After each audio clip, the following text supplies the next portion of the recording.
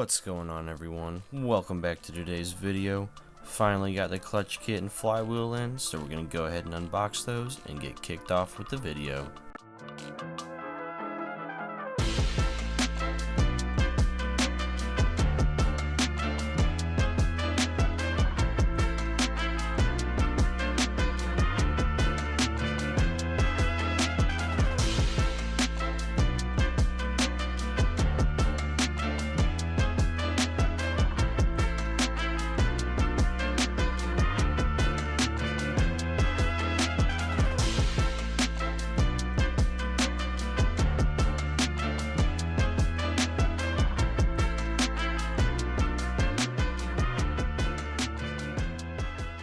Well, with the unboxing out of the way now, hopefully that gives you guys a good idea what a clutch and a flywheel look like if you haven't seen one before. And if you have, then, you know, that's just a different one. Anyway, it is now time to wait for the tow truck to get here. It's going to be towing the car down to Columbia to my dad's shop, and he's going to get this done up for me. So now we just wait for the tow truck, and I'll update you guys when it gets here.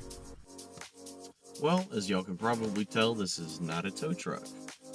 That didn't end up working out, so great shout out to an unnamed insurance company, State Farm. Thanks.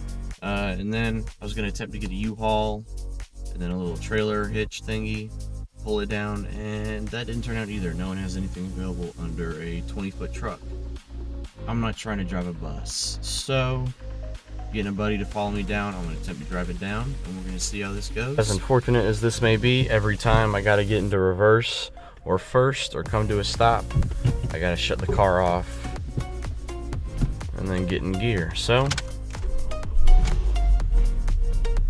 yeah, it doesn't seem too happy about that, but we got to get her down, so here goes. Brake down. Oh,